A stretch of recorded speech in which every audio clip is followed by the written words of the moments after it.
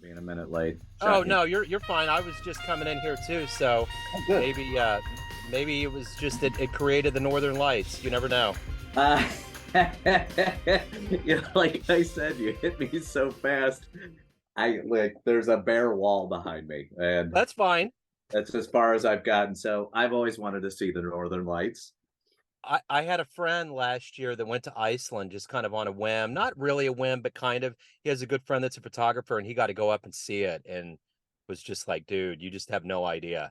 I went to Alaska for the first time a few years back, and I knew we were early in the season, but I spent every night sitting by the river with a fire built, just kind of waiting.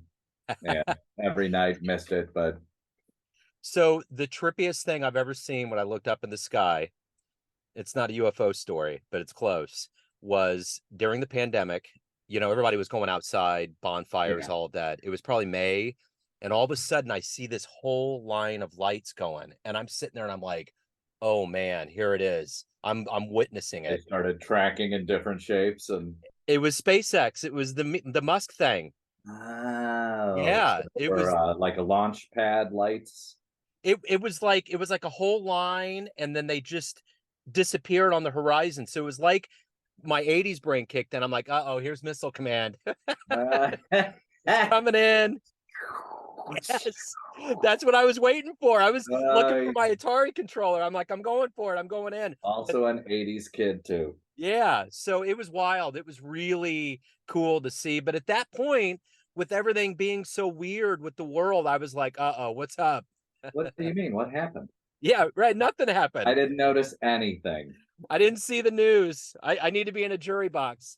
Yeah, I always tell people the the most humorous element to it is the notion of the why. I'm like, well, when somebody tells me I have a 99.7% chance survival, and even if you have four whatever, co whatever, you're fat, you have diabetes, you still have 95% chance. If you told me I'd take a class and I'd either get an A or an A plus, like pretty good odds for me. I'm not gonna, it's like when I got a vasectomy and the doctor said there's a 2% chance of cancer. I'm like, Doc, I smoked for 20 years. Bring it on. Yeah, that's it. Right. You think it's gonna start there? It's gonna start in these babies. Tell you what, man, there's so many things that are roaring through us. That's like every single day is there's a potential. Correct. So it's just you just got to live your life. I think the only thing that we can be in control of is not worrying about it. Yes, yes. There is the worry I have is more generational Yeah. than There any. are things. Yeah. I don't care. I'm going to be dead, but I Yeah. do believe in legacy and obviously in family, and why I wrote a book about family. Well, and that's the reason why we're here to a good degree. So before we get into that, we've kind of touched on this a little bit. I want to Mhm. start the conversation with COVID and living through a pandemic for the last 3.5 years. How did you get through it, and how has it changed you now that we're kind of in this quote unquote post-pandemic era of our lives? Um, I will being truthful. It what started out as okay, um, quickly became insanity, and just being one of general logic and reason. I don't do well in insanity. Um, I am a firm believer in what used to be called reading, and these things called books that you can actually understand things, and you have a brain that you can process things with. And I think we've gotten to a point where we have, as human beings, either given up our common sense and ability to rationalize to a greater authority or to a lesser authority, the internet. And I've never been like that. I've always been libertarian in nature, whether that was growing up or, being living in my car. It just I was never like that. I always questioned everything. I thought that was what you did. And I've always told my kids this. It's like the problem with the internet is you don't have to try. And I apologize. I thought I had already shut that down. Um, I'm just going to power it off. That'll be the easier way.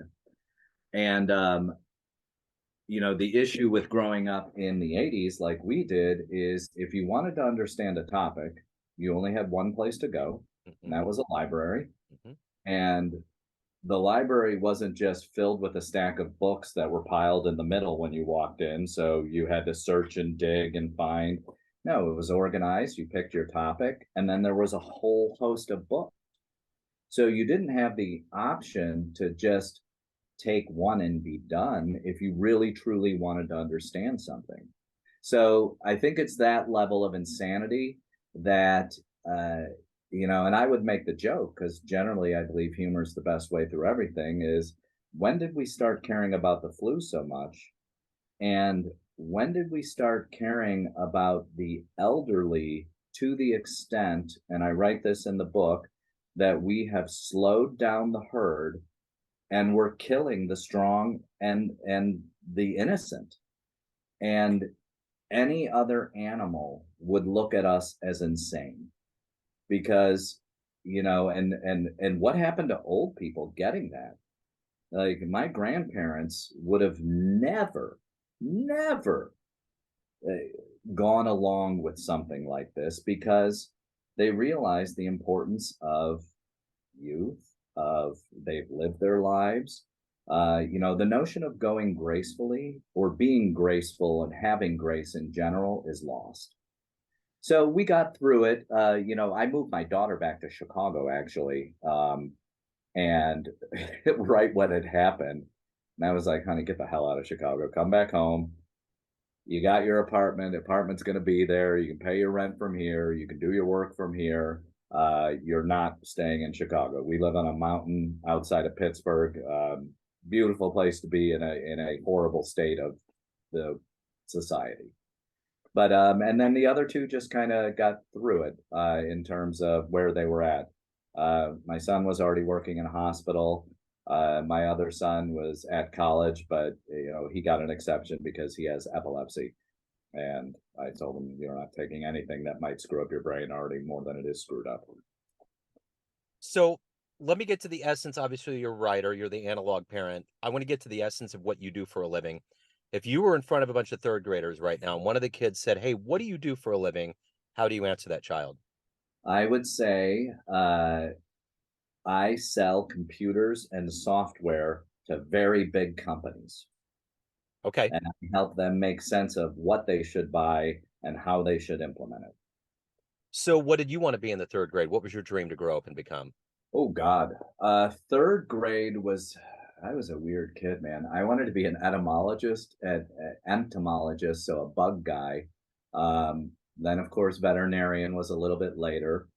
Then rock star was a little later. I went to school to be, I wanted to be a psychiatrist, but I took also all of my requirements for a psychology degree until I realized that there were really only three types of people who went into that. So I realized that's not what I wanted to do. And I had already been booted out of the band. So going back and going to medical school a year and a half later was probably not an option. Or at least I was too lazy to consider that option, is what I should say, which again brings back parenting in terms of helping your children decide where they should be in life. So I ended up in IT by accident. And this is where I've spent my career. I That's why I think I have a very strong understanding of why technology is so harmful to children and why it's actually become a disease versus what everyone thought it was going to be. My day job is an IT technician for a school district. So I've been in IT for a long time. And it all started with grandfathered in. I was a desktop publisher for a home health agency. Okay. And they're all cheapskates at the top. So the guy was like, "Hey, you want to do some networking? You want to do this?" We What's all networking? Yeah. Right. So there's like three or four of us, and we're like, where's the tape? Where's the Yeah. we're gonna start fixing it. But that's the thing. We figured it out on the job because that's the way it was. But now you have to have certifications. It's a different deal. But you used to just learn on the job. Yeah, and you could learn on the job. It's funny you say that because for a period, I built an academy essentially for the business I was in, and learned very quickly that I didn't want comp sci majors or MIS majors because we were largely in infrastructure. Now everything's digital and cloud, and I tell people it's just another data center. You just can't ever see it ever. But what I looked for were engineers, either electrical, industrial, because I figured math brains, I could teach the constructs, and certifications were an easy path to understanding. But when I was hiring, I looked for what nobody looks for today, which are behaviors and traits. So, the kid that came up with no sense of direction with an attitude or wasn't, quick on their feet, I quickly, was brutal to them and moved them along out of my way. And I would look for those kids who were quick on their feet, could think, and then also had those unique little hobbies.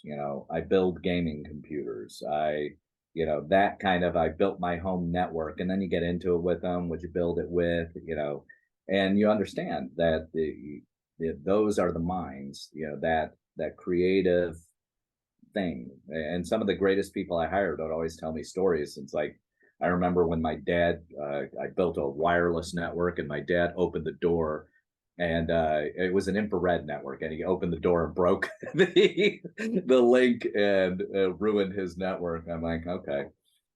And then the troublemakers are also a good one. That it's interesting. When I interviewed for my job here in the school district, there was like 20 people in the room. I couldn't believe it. There was like a very small HR woman who kind of beckoned me in. And I come in and there was all these people. And I remember the IT director had two criteria. He wanted someone that had a willingness to learn and a good attitude. And that was it. That was the cornerstone of what he wanted. And Here's and traits. and there you go. And he was so brilliant about what he did, is that if there was any kids at the high school specifically that did anything that could have been on the fence, he would help and rehab them, and they would become interns, and they would turn around. They would get confidence Sure. because they got hired. They had wonderful technology know-how, and it would just turn them around. It was kind of a rehab, plus it helped us quite a bit. Yeah, and the notion of vocational learning obviously died pretty much after we went through high school. I Yeah. graduated in '86, and wood shop, metal shop were a thing, and the computer labs were about learning versus what I think they are today, which is more a useful tool. And it is a useful tool. These are great. This one happens to be the most evil, but they're wonderful tools. However, my goal is to get back to a flip phone, a tablet, and maybe a MiFi, so I can connect if I so desire. Yeah, I get it. I totally get it. So let me ask you this: in your life, who's been kind of a hero or inspiration for you? Whew. Um, and it's funny because in writing this book, I started thinking about my upbringing a little bit more heavily. And, if you were to ask me that when I was a kid, I would have said my dad. If you were to ask me, as you did now as an adult, I'd point to my father's grand or parents and my grandparents who lived with us, who gave us something that doesn't exist anymore. And it was obviously a completely different generation. He was off the boat, she was one, first gen. Both spoke Italian, so nobody knew what was going on. They were the assimilating type, so my father didn't learn Italian, and they wanted you to excel. But it was a cultural difference, and it's things you remember now. Like when I smell Vicks, the original Vicks cough drops, I think of my grandpa. in the Yeah. same goofy sweater he always wore, and he'd sit on the back porch watching whatever. And he grunted. You never could understand him. He had a Italian English kind of spoken word, but it was all mumbles, so Yeah. you never knew what he was saying. But you have those weird associations. So I'd point to them in general, just as a an unwitting influence, if you will.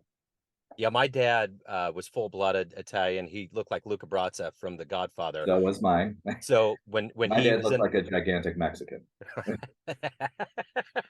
but it's interesting growing up. My dad was always very clear about not really liking the way that Americans glamorize the mob. And he used to always tell me, be careful about pissing in the river because one day you may have to drink out of it. That's what he always would say about it. Great advice. Yeah, and every culture has their stereotypes to deal with. The if you look at our family, there was probably only one member distant, but my gramps was a bricklayer. Yeah. The typical, he was from Bari, so you were either a fishmonger or a stoneworker, and he was the latter and built homes all around Chicagoland. Yeah, my grandfather he worked on shoes and he used to get really big calluses on his hand and my dad gave me his knife later in life and you could see a shiny part in the middle where he used to have to cut the calluses off of his hands. It was wild. I always remember that for some reason, but that was they always say Italians make good shoes, you know. Well, you get into the other things. So leather workers, tailors, definitely different types of labor, I Yeah. guess, that are dying. So have you been to the old country? I have not. I Man. have not. And it's funny.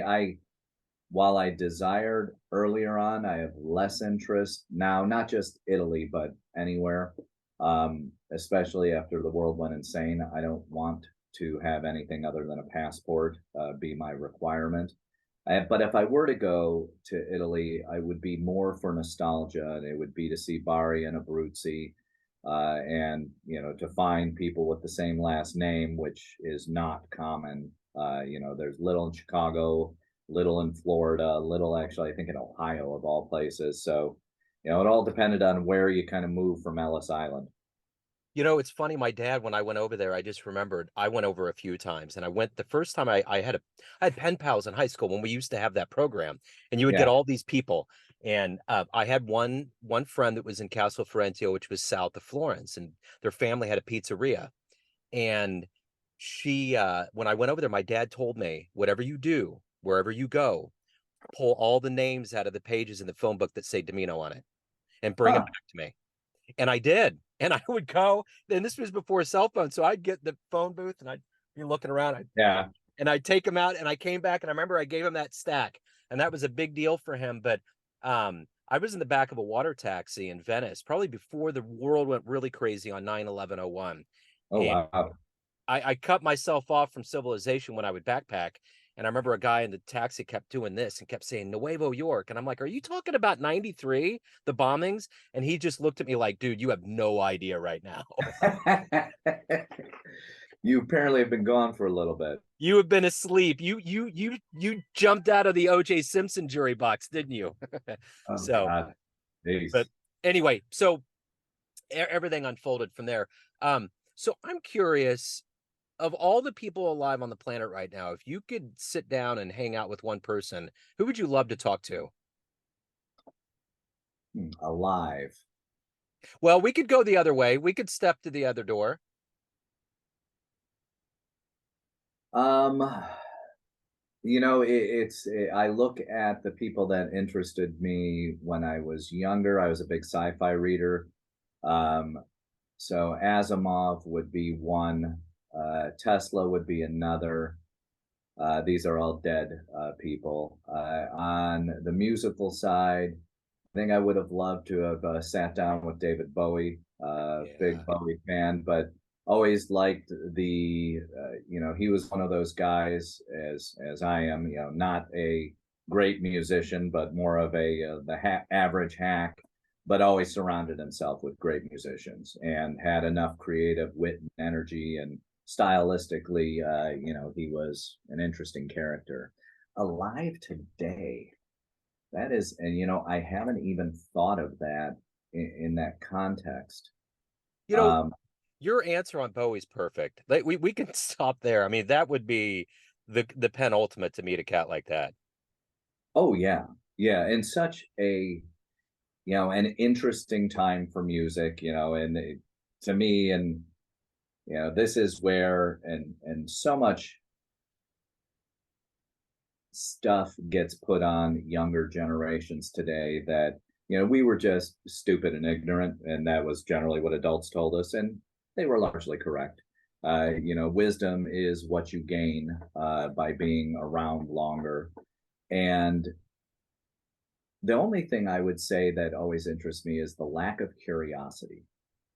And I can sum it up in musical references. Like I go back to the 50s, and I can tell you since the birth of rock and roll on, and where I fell off was probably early 2000s when pop became too poppy. I'm more of a rock guy, but I always had curiosity, and it's just that, and that's where, again, I think technology dulls curiosity.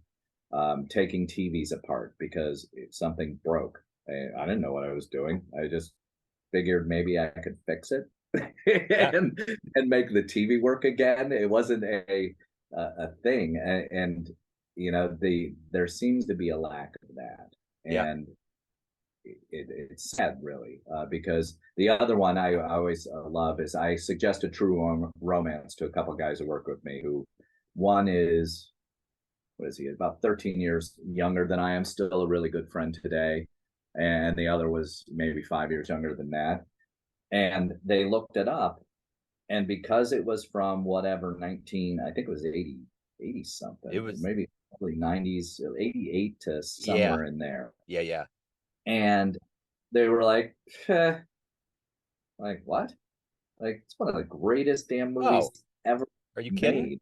Yeah, The cast in that. I mean, Tarantino's first, written script, and directed by I forget who, but a great director.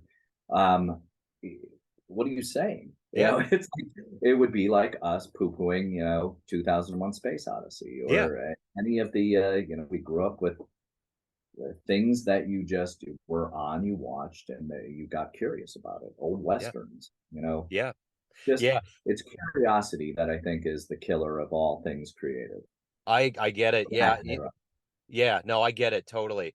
So I'm curious for you. Every day you wake up, what's your motivation? What is the ultimate thing that drives and propels you? That's another interesting question. These are very good questions, Joe. Yeah, What's where I'm almost reverting backwards and learning a lot of the things that I never did. For example, I just recently, and I cut down a few trees, and I had this one stump that looked like a club, that was stumped, branch. And I was like, huh, I've never whittled before. yeah, And so, and I started with the, a couple of the knives I have, which are apparently not good for whittling and kills your hand and your wrist. And then I just looked into whittling knives, and was like, I'm going to get a set because I think I can make this. And I am not, um, I'm not handy or creative in that physical sense. Like I would always tell guys who worked on cars, because I had a bunch of gearhead friends. I mean, I'm like, you kind of have that artistic side. They're like, what are you talking about?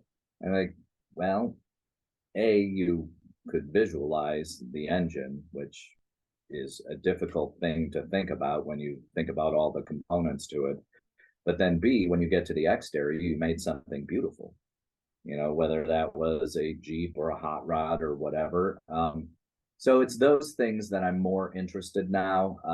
IT has never been an interest of mine, or technology, really, for that matter. I always coined it, I'm the least interested technologist in technology. and it's mainly and mostly because it doesn't it ceases to serve a purpose. So the purpose I look for are like I'm going to build a garden. I've never gardened in my life before. I actually can barely grow grass. I can grow weeds, but I want to try it because that again something you grew up with. Canning stuff with my grandma Yeah. because they were depression people. That it's odd to me that it's only within 100 years, not even, that people would still worry about starving in this country. Yeah. It's like, and so for me, it's those things that compel me. Um, I would, if I like writing to me is more a labor, less a labor of love and more a labor Yeah. because I'm not like I've written 6 books. Um, One of them is an actual novel. Another is the two were really satire and comedy. One was actually a finance book, but also funny. I was the funny, not the finance. But I find writing difficult. I'm always fascinated. That would be a person I would love to talk to, but I'm sure because he's gone insane, he would not talk to me. Would be Stephen King. Yeah. Um, he's still alive. I've just started reading again. I read all of his books as a kid, and it fascinated me not only in two things: the people development and how real everything's felt when he spoke about the character, but then the ability to craft such a simple story. I already know what Salem Lot's about. It's still one of the best Dracula vampire books ever. Movie, maybe not so much, but the book, it's fascinating and it's so simple, and that blows my mind. But the creative side of me is more on the musical side. I like shorter verse than I do longer verse.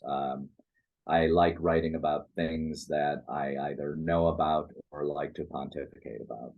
Yeah. And I wrote this book during COVID. So, Tony, at the end of the day, everyone has a perception of you, family, friends, fans, colleagues, but but you run the show. What's your perception of you? Who do you think you are? Wow. Um, that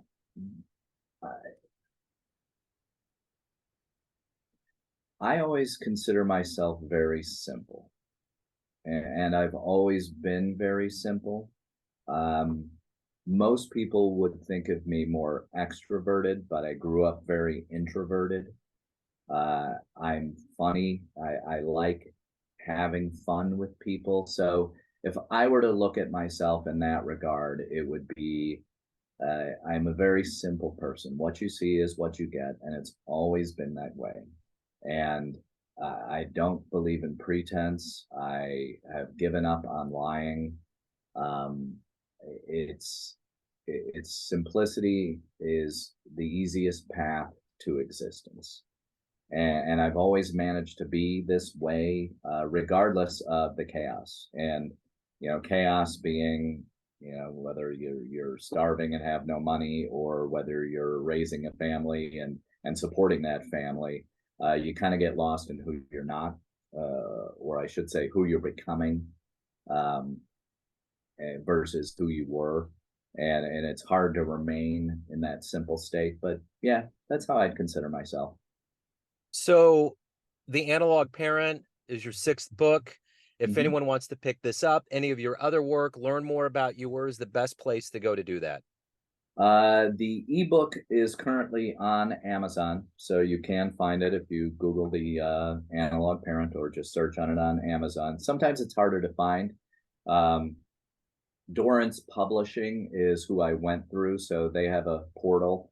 The hard copy is going to be up on Amazon. You're at the beck and call of Amazon and Barnes, so it will be both on ebook, softback on both of those sites, and then I'm working on the notion of putting an audiobook together, because I realize who I've written this for is really younger people who don't read anymore. So I have to make it a little audio friendly.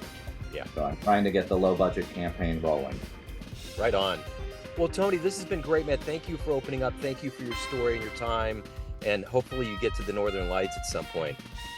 I hope so as well. I appreciate you reaching out. This has been a very nice interview, a great interview. I Thank appreciate you. it.